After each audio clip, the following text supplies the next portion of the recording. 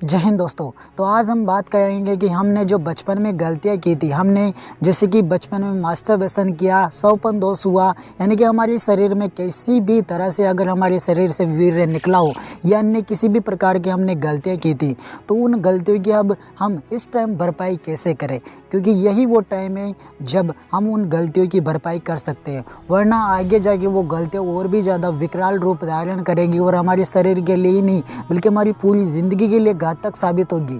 क्योंकि यही वो टाइम है जिसमें हम उन गलतियों की अच्छी तरह से भरपाई कर सकते हैं। उन गलतियों को अगर हम अच्छे से वापस उनको जाने कि वो गलतियाँ कौन कौन सी थी और किन की मदद से हम उन गलतियों को वापस रिकवर कर सकते हैं, तो इसी के बारे में आज हम इस वीडियो के बारे में बात करने वाले हैं।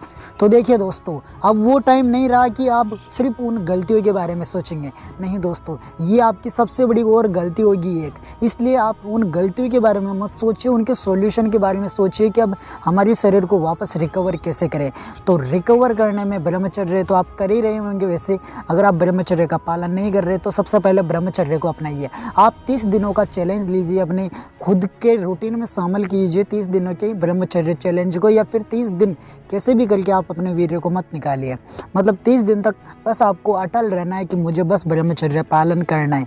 ब्रह्मचर्य का आप अच्छे से 30 दिन पालन कीजिए। अगर 30 दिनों के अंदर आपको कभी भी नाइटफॉल जैसी समस्या होती है तो उससे भी मत घबराइए, क्योंकि ब्रह्मचर्य अब आपका साथी बनने वाला है। ब्रह्मचर्य को अपने नियमित रूटीन में शामिल करते जाइए, इसको अहमियत थोड़ी ज़्यादा दें, क्योंकि यही आपकी ज़िंदगी को बदलने वाला है। अब आपके पास कोई ऑप्शन नहीं है, किसी भी और चक्कर में मत पड़िए। और दोस्तों, आपको एक और बात बताना चाहता हूँ कि अगर कोई भी आपको ये सलाह दे रहा है कि बचपन की आपकी गलतियाँ इस औषधि को खाकर या फिर इस दवाई को खाकर आपकी बचपन की गलतियाँ सुधर सकती है, तो ऐसा आप भूल कर भी मत कीजिए। क्योंकि वो जो अंग्रेज़ी दवाइयाँ होती है वो कुछ समय के लिए आपके शरीर को तो ठीक कर देगी, लेकिन आने वाले समय में उससे भी ज़्यादा आपके शरीर को ख़राब कर सकती है। इसलिए प्लीज़ कोई भी अंग्रेज़ी दवाई, चाहे वो किसी भी ब्रांड की हो, आपको उससे कोई लेना देना नहीं, आप उसका इस्तेमाल मत कीजिए।